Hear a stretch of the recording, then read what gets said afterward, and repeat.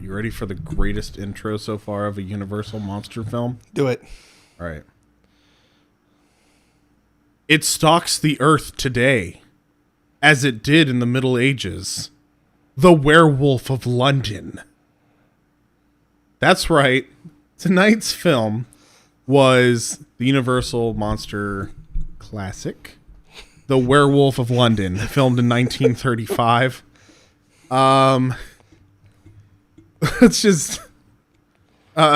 so, welcome to Cinema Revisited, where we watch old films. Specifically, we're in the middle of our series of rewatching the Universal monster movie franchise. Specifically, we're going through the Blu-ray collection for the 100th anniversary of Universal Studios. So, some films may be missing, but that's the series that we're going to go with.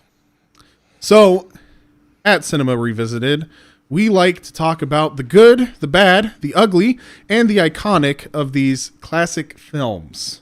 So, let's get right into it. The good, the bad, the ugly, the iconic. DJ, when it comes to The Werewolf of London, let's just try to find some good. What is the good for you of this film? It made me appreciate all the other ones more. That's fair. Okay, look. All right, we've watched, well, we're on number 6? Yeah, this is the 6th film. We're on the 6th film. Every single one of these improved upon what the old ones did. And it's kind of sad in a way because you watch ones like Dracula, which had a lot of iconicness to it and scenery, but there's some problems. And as you see it's like, man, it would be great if Dracula used some of these things or maybe some of these other ones.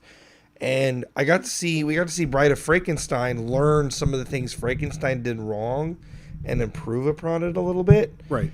And that was kind of a real neat thing. It was the last one that we watched was Bride of Frankenstein. And right before that, The Invisible Man, which was just really solid from the beginning. And this one took a lot of cues from all those movies, but it took the wrong ones. Yeah. There's a scene in this that I actually thought was kind of good. And that is, there's kind of like it hits some of the tones and beats of some of the earlier ones. So, Invisible Man, it has him locked in a room and he's trying to cure himself. And that's kind of like a big part of it. And there was reminiscence of that with the Wolfman where he locks himself in there, but then he immediately just breaks out and just goes ham. That was kind of a cool flashback to another film that in the monster universe, but twisted it differently. That it's not that moment specifically, but just like the whole film had a lot of moments like that where you can see, oh, this is like Frankenstein. Oh, no, it's not. Oh, this is like Invisible Man. Oh, no, it's not. Yeah. It kind of does a dodgy left and right thing. So that was kind of a cool little homage to some of the other films without directly stealing from them. So that's something I can put up there as a good thing. Okay. For me, I would have to say, not that it lasts for the entire film, but I really enjoyed the chemistry and the playfulness of the relationship with Wilfred and his wife at the beginning. At the beginning of the film, they both seemed pretty bubbly, happy, and they both had a fairly good sense of humor, and they seemed to really work off of each other really well. They seemed like a happily married couple. Unlike Frankenstein, where it felt like that she was just there for convenience. Yeah, exactly. Or the actual Bride of Frankenstein who literally screams at Frankenstein's face. But you're right. No, yeah. I get behind that, where their relationship felt a lot more real. Yeah. A lot of the main characters in some of the other films in the series, their relationships seem very forced. In Dracula, the relationship between two of the leads is like Harker. And that feels really forced. The Frankenstein one feels kind of forced. Yeah, it's kind of like an accessory to move along the plot. And Bride of Frankenstein, it actually feels like they have a real relationship for the first time. That's true. I mean, Invisible Man did it really well. They have a good relationship, but it's such a minor plot. Yeah. Like, it's such a minor part of that film that it kind of gets glossed over. This one did a really good job of establishing it as an actual believable relationship. Like, you can believe why these two are married. Yeah, absolutely. And I think I can just extend that throughout. The cast seemed to have a very good chemistry, just in general. all the characters were fairly believable. Things weren't really too outlandish and things like that. All the characters had unique relationships. You could kind of tell just by the way that they interacted how their relationships worked. Right. From the doctor and his assistant to the wife and her childhood friend to the drunk ladies at the bar. Like, they clearly have like a whole relationship that takes place outside of this film, but you could kind of tell in the 5 minutes of screen time that they had what kind of relationship they had. So I would say that's a good, is just all the characters had pretty good chemistry and things worked and flowed in a pretty good way. Let's just rip the Band-Aid off. All right, DJ, I need to remind you, this is bad, not ugly. So, what's the bad? One bad, specifically. That is not the ugly. The film, but is bad. Okay, the pacing. Yeah. If I'm gonna pick a bad, the pacing is bad. It's not really ugly. It's just bad. Like, it's not time. Cause we know it's not due to the times because they did it better in other films. It's just the pacing is just bad. Okay. Like, they don't do a very good job of not just the tone along with the pacing. So it's like it starts out really good. There's like this adventurous, like interesting thing where they're on this adventure looking for this flower and then they find it and it's really cool. And then it just drops the ball. Like it just sinks and then it keeps jumping between plots and you kind of lose track of who's talking. There's so much dialogue as they're flipping back and forth between scenes. And so the transitioning, all that stuff that goes along with the pacing of the film, it just hops too much all over the place. Lots of jump cuts, lots of very odd droplets of dialogue that don't really fit, and then to get taken away, you get the scenes are jumping all over the place. Timeline, it's like it happens, and then it's like every scene is like a month from the last scene. It's like bam, bam, bam, bam, but then sometimes there's a scene in between, and it's hard to follow what's going on because it just doesn't make it very clear. You kind of infer a little bit that it's close to the full moon at each time, but it doesn't make it very clear other than when he turns into a werewolf, you know it is. But other than that, it's just chaotic. Yeah. Very chaotic. That would be the best way to describe it. The movie is chaotic. Yeah, that's fair. Just absolutely chaotic. That's my bad. Okay. For me, I would have to say the cast of characters in general.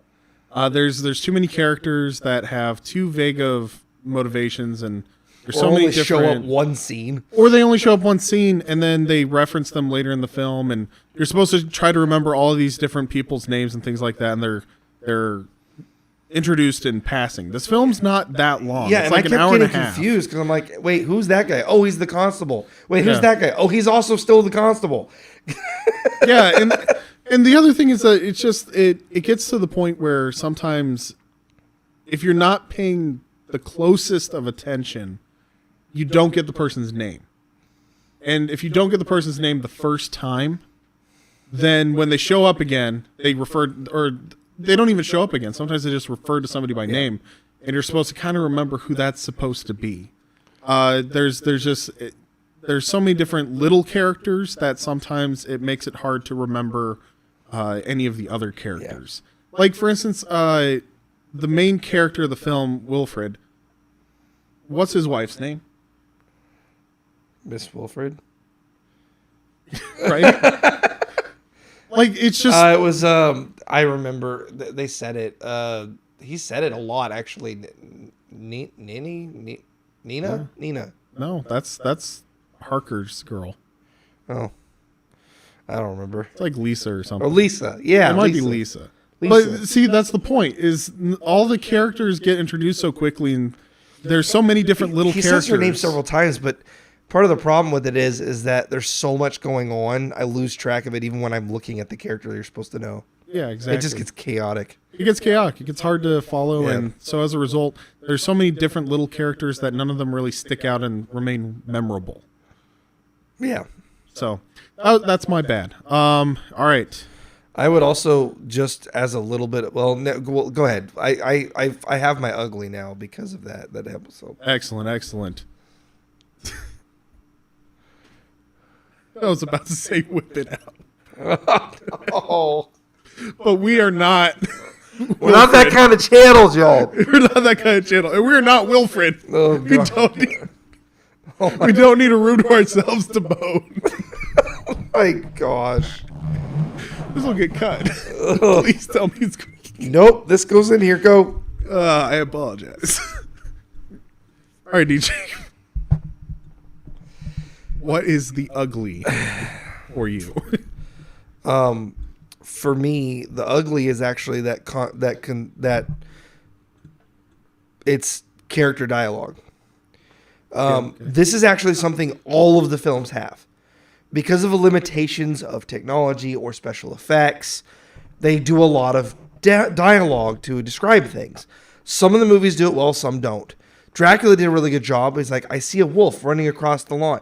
They're dialoguing what's happening, but he's describing it as he sees it. Yeah. So they don't have to show it because they either couldn't figure out a way to do it or make it look believable. But it's convincing because he's convinced he's seeing this thing, and you can tell the acting, the dialogue is really good at that. Right. This movie is not that, but it is very dialogue heavy like the others. But it feels like it was suffering so badly to know what it was. They just stuck a ton of dialogue in there to fix it. And that feels like an ugly. Like either they ran out of time, budget, they had too many different cuts, and instead of making it or fixing it, they just dropped tons of exposition in the film. Yeah. To make up for it. And that's what it feels like. It feels like just an expositional film. There's so much exposition through dialogue, and it's not, oh my gosh, I'm seeing this thing, or did you hear about this thing? It's just two people having a conversation, which we saw in Frankenstein. Bride of Frankenstein did it a little bit. Invisible Man. They all did it, and sometimes it works, sometimes it doesn't. This is all that doesn't throughout the entire film. It just hurts to watch, and it's boring. Because it's not, especially the beginning opening so dramatically, and they showed this. I feel like they spent the whole budget on this film in that first scene. It was the first scene in the closing shots. Yeah. That's where the majority Yeah, of that because budget went. between those two, it's just dialogue in an office for like the whole film. Yeah.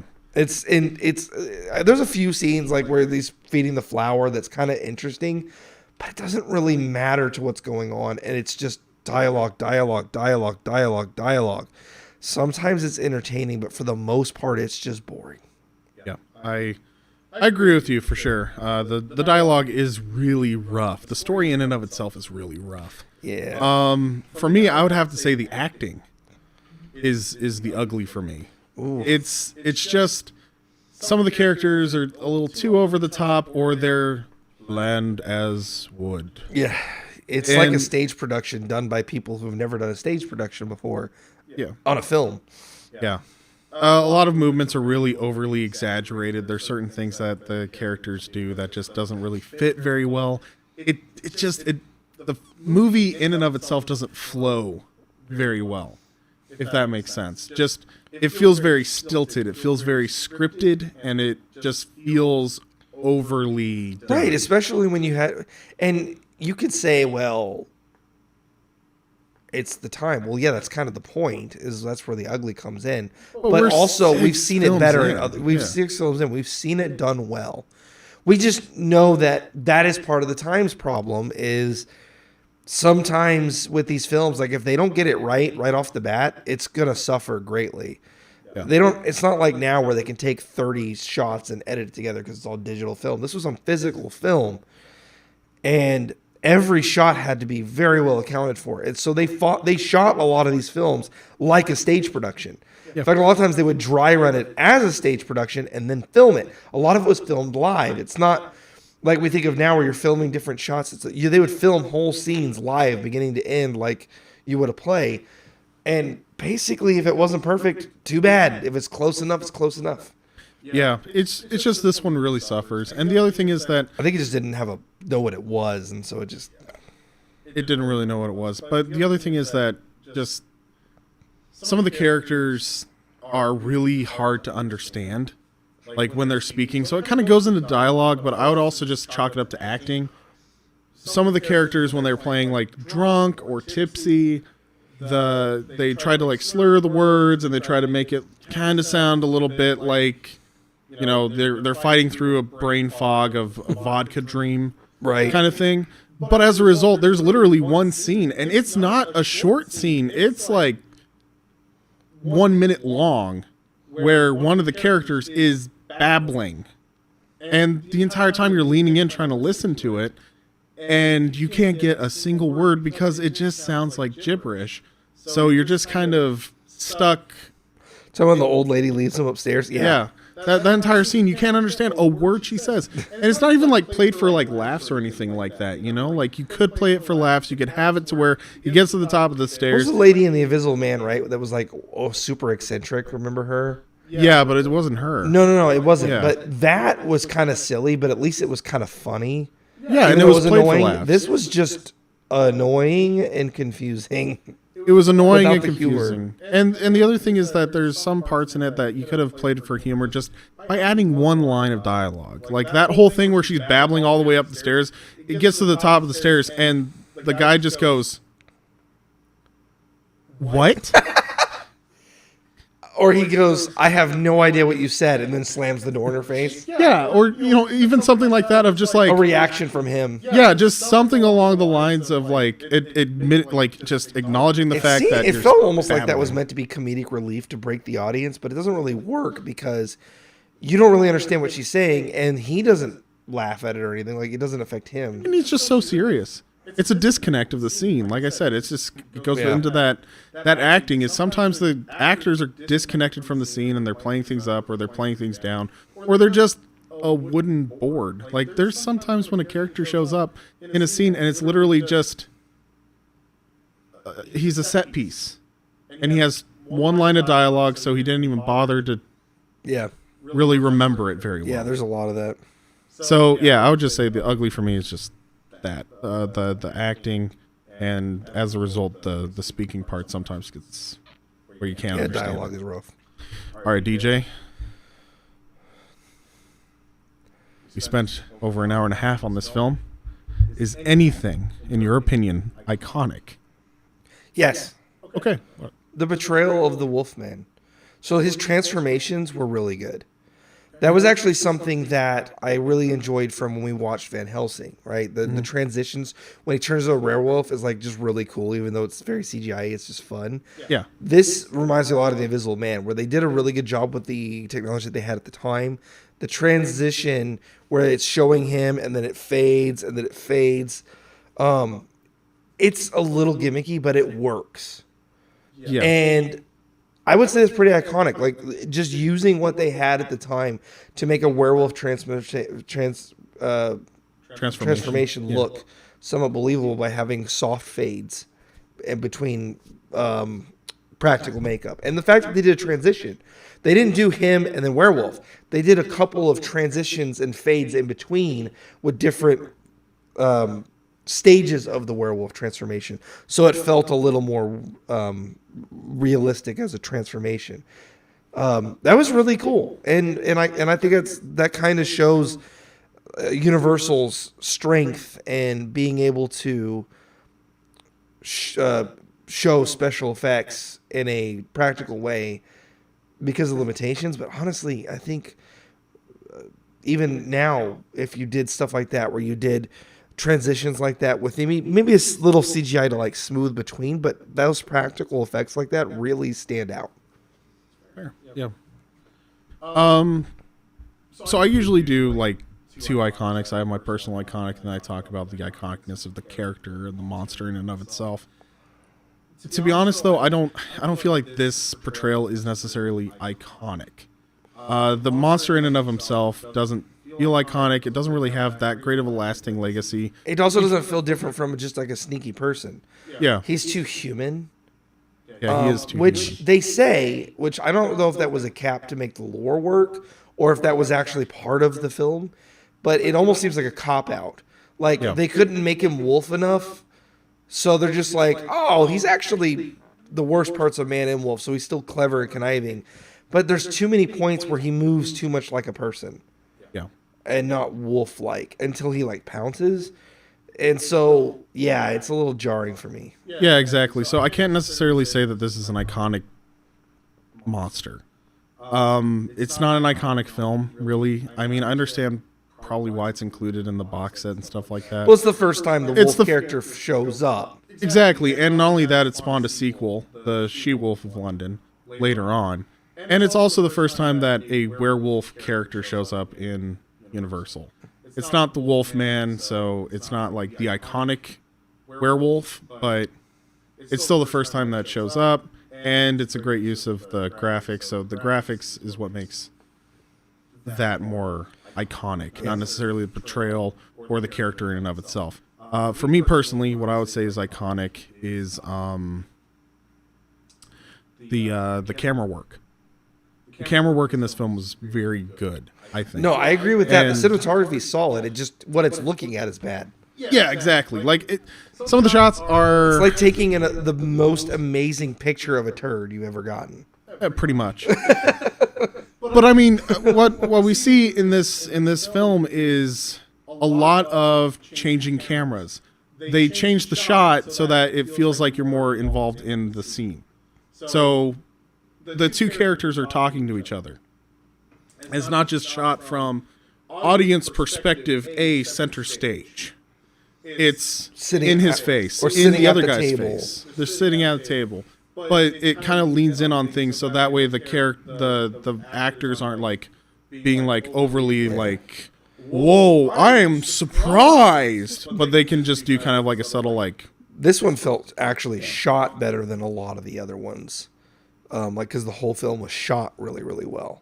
Yeah, the film just didn't like what it was looking at. It's the problem. Yeah, exactly. And not only that, it brings in a couple of elements to cinematography that we today kind of just take for granted and stuff like that. Like that shadow shot. Yeah, the shadow shot where the character is being menacing and it shows his face kind of more in the shadows than the rest of the people that are in the exact same scene. That was a really good one. I think it's the first use of that we've seen in the monster films. Yeah, that's other than like Dracula kind of did it a little bit, but not to that extent. Did it. Mummy did it. The Mummy did it because it showed his eyes and the rest of his face was dark. That's true. So, but it's kind of the first time that we were able to like point it out and just be like, a normal character is in the middle of a dialogue and he just looks normal, and they still did the shadows like he was a monster. So, that was really cool with the doctor. I can't remember his name, but the doctor that turned the main character into the werewolf. Yeah, it showed that light so you could tell he was the werewolf. Yeah. And otherwise, like, there's a couple of like really neat tracking shots. There's a couple of unique placements of the camera.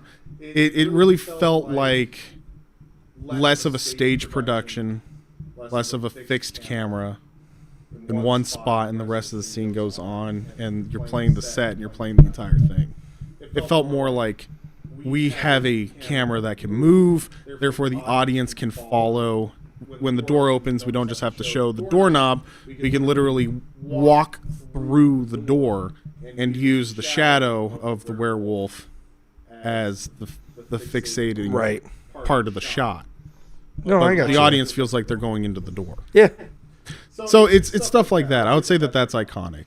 It's more free use of the camera, and it has better cinematography. The story's a mess, dialogue's a mess, and things like that, but it is shot very well. Agreed. Otherwise, I don't know if it's just our thing, but just one thing to note: the audio halfway through the film. Oh yeah, just got really quiet suddenly. It's like watching it, and then it's right in the middle of a sentence, and then the volume drops.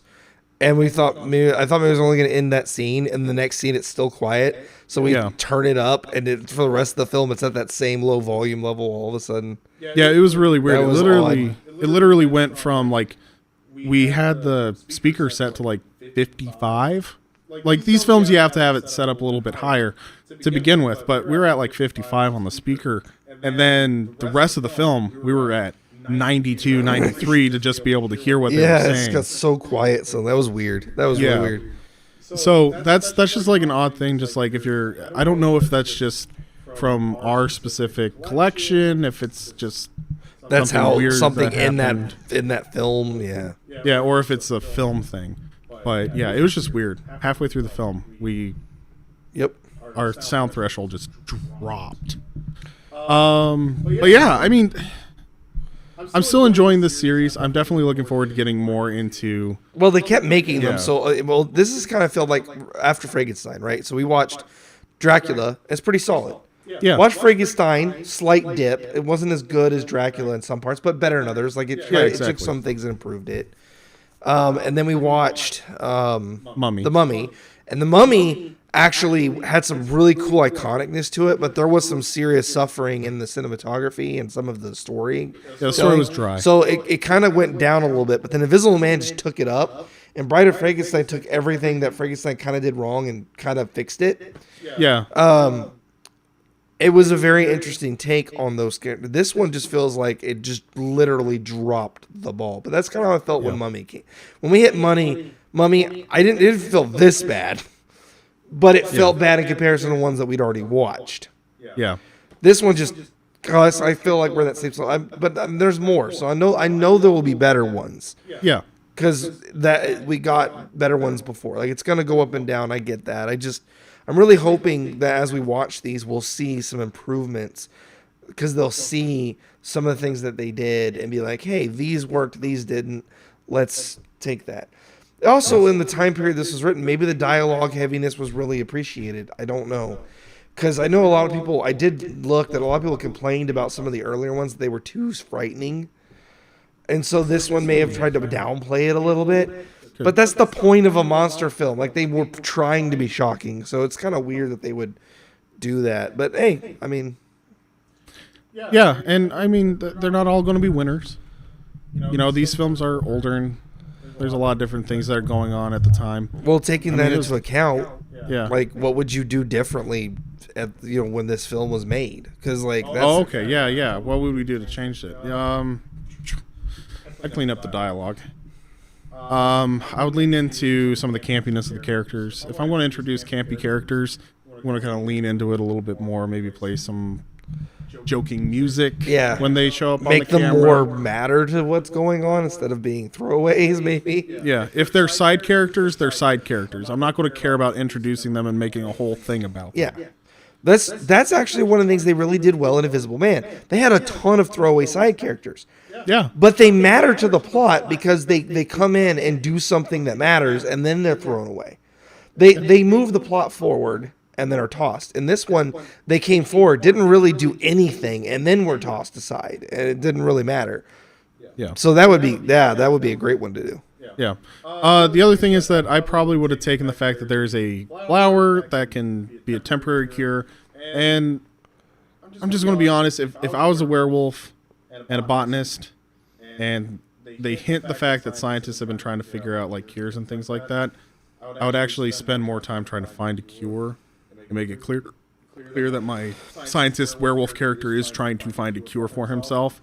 That wasn't very clear. It seemed like he was just trying to get the thing to bloom, but it's like he could have also tried to get it to seed, plant new ones, anything. Yeah. But he literally his whole thing is trying to get this one plant to bloom, which is only going to give him 1 day's relief, which is a very odd thing. Yeah.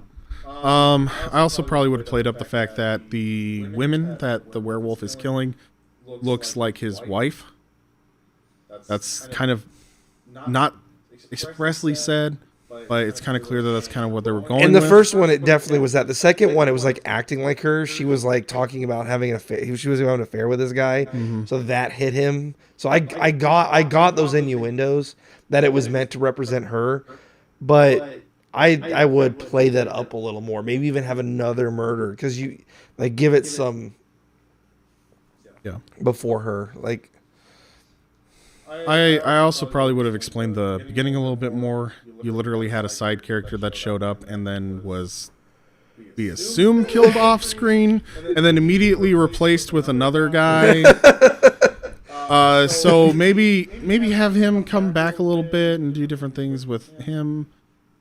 I don't know. There's a couple of different things that you can do. You can kind of lean more into like an American Werewolf in London's idea, where they're both attacked by werewolf.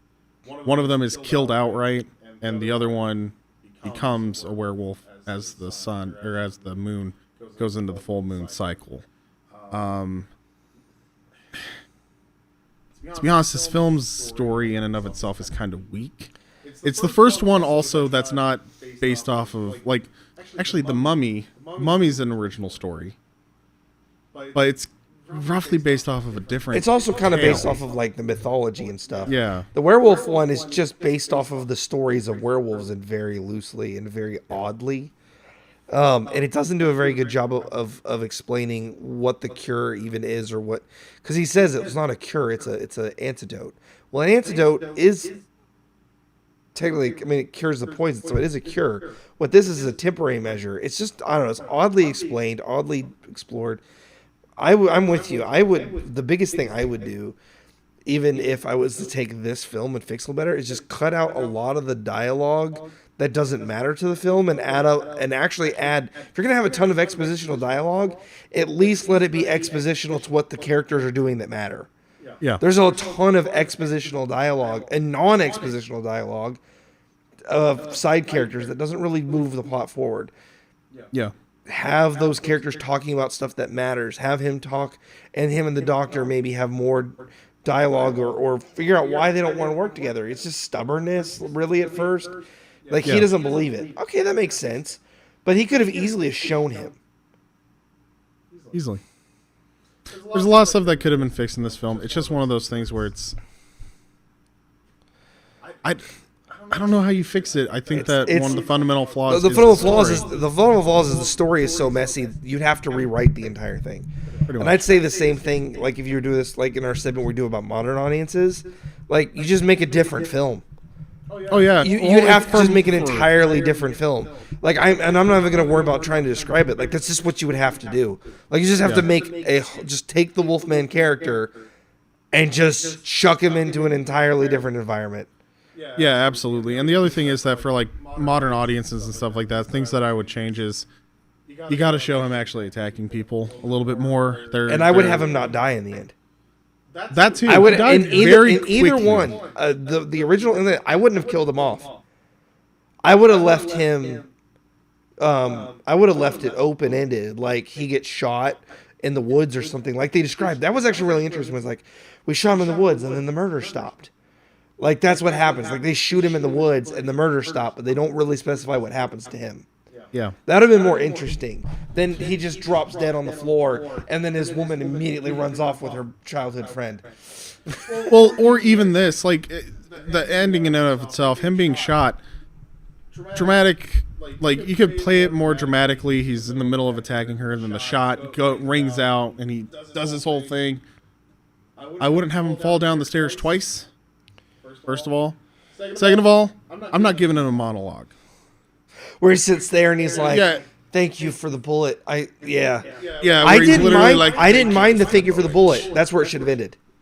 Well, no, I would have ended it with something more along the lines. Falls and just goes, "Thank you for the bullet," and dies because you see the. But he's literally had this whole dialogue. Yeah, he has this whole dialogue, and he's like, he's talking to his wife, and it's like 45 seconds of him bleeding out, and there's no blood effects. He's just kind of there. I would have literally just been like, he gets shot, like show him like leaning in to like attack or something, and the shot rings out, and he just kind of like, I'm sorry. Oh, like he does his little dialogue before he dies, and it's way shorter. Yeah. Or he just says something along the lines of like, I loved you. Yeah. I'm sorry. I loved you best. I'm sorry. I love you. And yeah. Dies. Yeah. You know, something. I don't know. Something Yeah, along those that would lines, have a been little better. bit more tragic. There's a lot of little tiny things that you could do to fix this. But The biggest problem is it's just really bad. It's a messy story. It would require. I imagine that's probably a lot what we'll get from Wolfman is like they're going to take the ideas from this and make it a cleaner film. I hope. Yeah, absolutely. I mean, I hope so too. I'm really looking forward to getting into the Wolfman. This is actually the last film of the Universal monster films that I've seen. Like I tried to watch through the Universal monster films a couple of years ago for Halloween, and this one killed the just killed the mood. It killed the mood. So from here out, it's movies I haven't seen yet. So this should be fun. Okay. So I'm looking forward to it. The next film that we're going to watch is Dracula's Daughter, or is it Daughter of Dracula?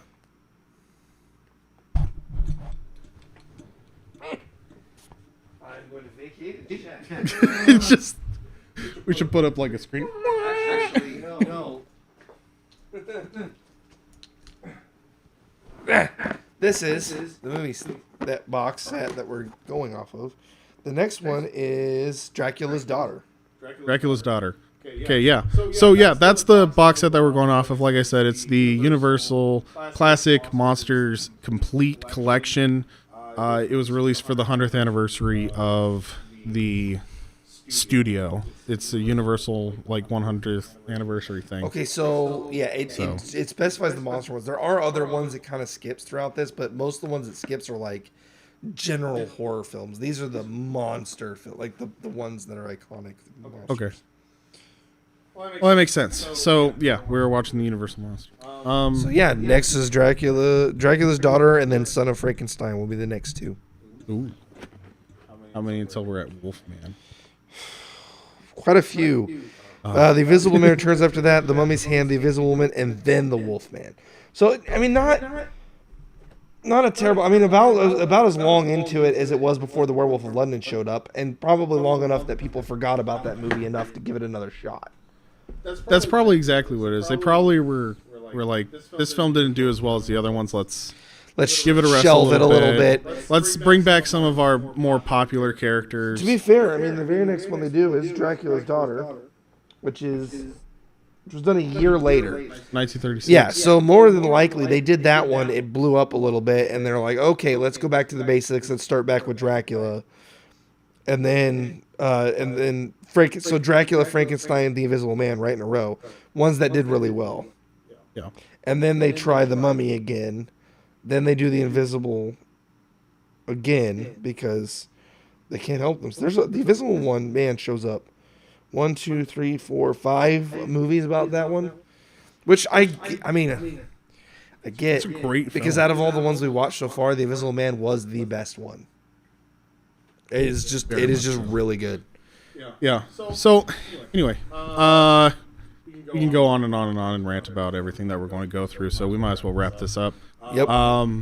Thank you guys so much for watching or listening to this podcast video thing. Video thing. That's kind of what it is. It is. Actually, so just a kind of a side note. The very first one we did, Dracula, we did watching it. It was public domain. So we went ahead and showed like the film as the front start to kind of show you what we were doing. And due to technical difficulties, plus just wanting to be able to focus more on our content, every video since has been this format where we just talk about it after watching it.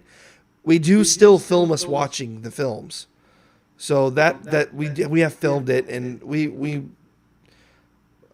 would like to in the future do something with that, so that footage exists. But we just wanted to focus on our stuff. And so this is kind of in a podcast form where it can be listened to or watched, and you can still really enjoy it and get a little bit out of it without having to actually watch us see it. But we would encourage you to see the films too. A lot of them are actually available on streaming, and you can also buy the box set as well and enjoy some of these films. If you're doing it individually, I would skip this one. Yeah, it honestly is not easily. really worth watching, but the other ones were. They so far. The other ones have been great. Those have been great. Yeah. Even 100-year-old films, they're solid. Like just entertaining, very play-like, very filmed like a play. But that's actually part of their charm. So yeah, it feels kind of like a treat. Yeah. You know, it's a change and of they're pace. short. So I mean, most of them are just over an hour long. A few of them, I don't think any of them hit over 2 hours, but most of them are just over an hour. It's like an hour, 15 hour, 20 minutes is what most of them sit at. They're usually like at 70, 75 minutes. Yeah. So they're an easy watch. Something that you can even watch a couple in an evening when you would normally watch like a Marvel film. You can watch 2 of these. So it's just something different. Yeah, it's something different. It's something fun. But yeah. Close it out, John. Awesome. Thank you guys again so much for watching / listening to us rant about this old film that we spent almost as much time talking about as we did watching it. We hope that you enjoyed it. If you did, please leave us a like. Also, let us know in the comments section. Of the Universal films that we have reviewed up to this point, what creature monster do you think was the most fun to see on the big screen? And if they were going to bring back the Universal monster films, what kind of monsters would you like to see now if Universal did these monster films? Otherwise, be sure to subscribe to our channel. Follow us on Facebook at Entertainment Rebooted. We usually drop different little articles and stuff like that. We do reviews for the new movies that are coming out, and we also do box office recaps every week and different things like that. We are also found on X, formerly known as Twitter, at XPositionSickle, where we just kind of comment on different posts and stuff and follow the studios around and hope that we harass them to the point where somebody watches our videos. The videos that nobody wanted or asked for. So, thank you guys again so much for watching. We'll see you guys in the next video. Thanks for being here.